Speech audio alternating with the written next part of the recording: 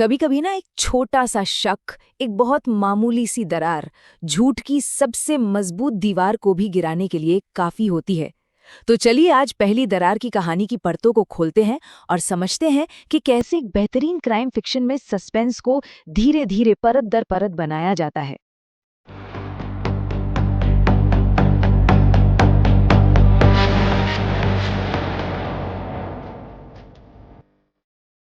कहानी की शुरुआत ही इन दमदार पंक्तियों से होती है, जो असल में पूरे नैरेटिव का सार है।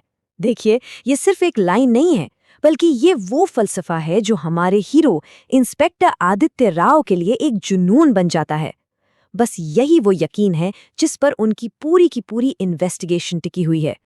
तो हाँ, मिलते हैं कहानी के दिल से, इंस्पेक्टर आदित्य राव से।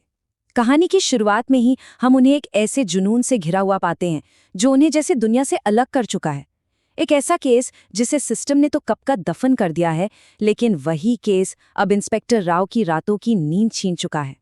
जरा सोचिए, सुबह के 6 बजे हैं।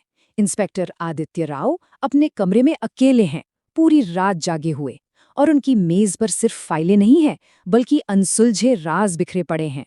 ये अकेलापन और ये जुनून, बस यहीं से कहानी का वो रहस्यमयी माहौल हमें अपनी गिरफ्त में लेना शुरू कर देता है। इस सारे रहस्य के केंद्र में है सिर्फ एक नंबर, 3।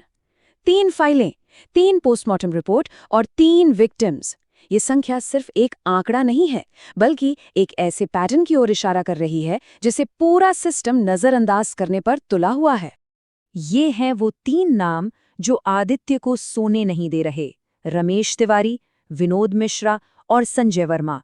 अब देखिए, ऑफिशियल रिकॉर्ड्स के हिसाब से इनके केस अलग-अलग हैं और हमेशा के लिए बंद हो चुके हैं। लेकिन आदित्य को यकीन है कि इन तीनों को कोई एक अनदेखा, खतरनाक धागा आपस में जोड़ता है। और वो धागा है ये रहस्यमयी फाइल 2019/डेल्टा। ये सिर्फ एक नंबर नहीं, बल्कि एक ऐसा बक्सा है जिसमें एक खतरनाक सच बंद है। एक ऐसा सच जिसे दबाने के लिए बाहरी दबाव का इस्तेमाल किया गया था। और यही वो शब्द हैं जो आदित्य को रुकने का साफ साफ संकेत देते हैं। अब इस कहानी में जो बात सबसे दिलचस्प है, वो ये है कि आदित्य का असली दुश्मन कोई क्रिमिनल नहीं, बल्कि पूरा का पूरा सिस्टम है। एक ऐसी संस्था जो सच को दबाए रखने के लिए अपनी पूरी ताकत लगा रही है, और वो किसी भी कीमत पर इस केस को दोबारा खुलने नहीं देना चाहती।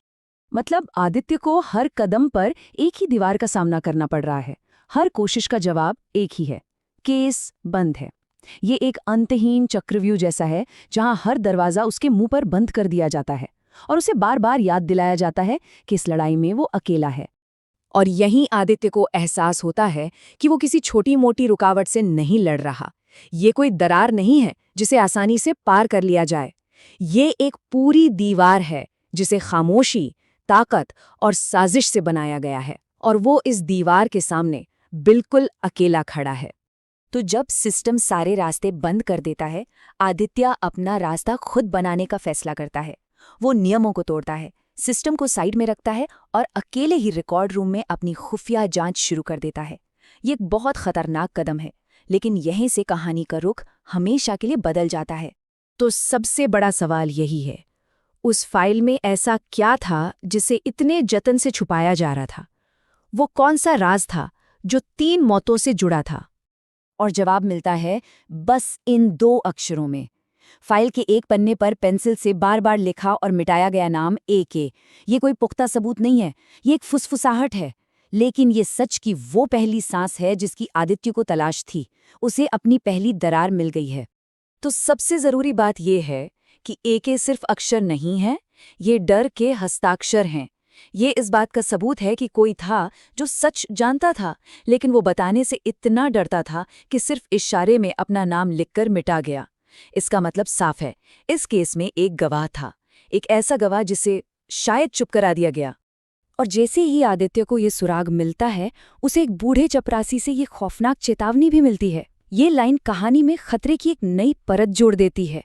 अब ये फाइल सिर्फ एक केस नहीं, बल्कि एक जानलेवा राज बन चुकी है, और आदित्य ने उस राज को छू लिया है। और यही हम देखते हैं कि एक जासूस का दिमाग असल में काम कैसे करता है। आदित्य तुरंत कड़ियों को जोड़ता है, चपरासी की चेतावनी, फाइल खोलने वाला आखिरी शख्स संजय वर्मा था। और संजय वर्मा उन 3 विक्टिम्स में से एक है। और अचानक उसे सब कुछ शीशे की तरह साफ दिखाई देने लगता है। ये कोई हादसों की सीरीज नहीं थी, ये एक क्लीनअप ऑपरेशन था, जिसमें गवाहों को रास्ते से हटाया जा रहा था। अब तक सिस्टम आदित्य को नजरअंदाज कर रहा था, उसे रोकने की कोशिश कर रहा था। लेकिन अब जब आदित्य सच के इतना करीब पहुंच गया है, तो खेल के नियम बदल जाते हैं। अब ये प्रतिरोध नहीं, बल्कि एक खुली धमकी है। अब वो उसे निशाना बना रहे हैं। रात में आदित्य के घर के बाहर खड़ी ये काली कार, ये एक क्लासिक थ्रिलर सीन है ना? ये खामोश संदेश है, हम तुम्हें देख रहे हैं। अब खतरा सिर्फ फाइलों में नहीं, बल्कि उसकी दहलीज पर आ चुका है। और फिर खामोशी टूटती है इस सीधी धमकी के साथ, जो एक पर्ची पर लिखी है। ये एक साफ चेतावनी है, अगर वो आगे बढ़ा तो अंजाम बहुत बुरा होगा। अब खतरा सिर्फ केस पर नहीं, बल्कि आदित्य की अपनी जान पर है। लेकिन आदित्य की सोच बाकियों से अलग है। जहां कोई और इस धमकी को रुकने का संकेत समझेगा, आदित्य इसे एक निमंत्रण मानता है। उसके लिए ये डरने की वजह नहीं, बल्कि इस बात का सबूत है कि वो सही रास्ते पर है। उसके लिए अब खेल सचमुच शुरू हुआ है। और कहानी के अंत में हम इंस्पेक्टर के उस संकल्प को देखते हैं, जो अब और भी मजबूत हो चुका है। धमकी ने उसे डराया नहीं, बल्कि उसके इरादे को जैसे फौलाद बना दिया है। वो अब पीछे नहीं हटेगा, वो इस जांच को उसके अंजाम तक ले जाने के लिए पूरी तरह तैयार है। अपनी डायरी में लिखी ये लाइन सिर्फ एक नोट नहीं है, ये एक ऐलान है। ये इस बात की पुष्टि है कि आदित्य ने उस झूठ की दीवार में अपनी पहली दरार खोज ली है। ये जीत की पहली खामोश घोषणा है। और ये आखिरी लाइन एक वादा है, एक वादा न्याय का और एक वादा आने वाले टकराव का। आदित्य अब सिर्फ सच नहीं खोज रहा, वो पूरी दीवार को गिराने की तैयारी कर रहा है, चाहे उसकी कीमत कुछ भी क्यों ना हो। तो अंत में ये सवाल बचता है, क्या सच की एक छोटी सी चिंगारी, एक पहली दरार, झूठ के पूरे साम्राज्य को जलाने के लिए काफी है? ये कहानी हमें इसी सवाल पर सोचने के लिए छोड़ जाती है। और शायद इसका जवाब हम सबके अंदर ही है।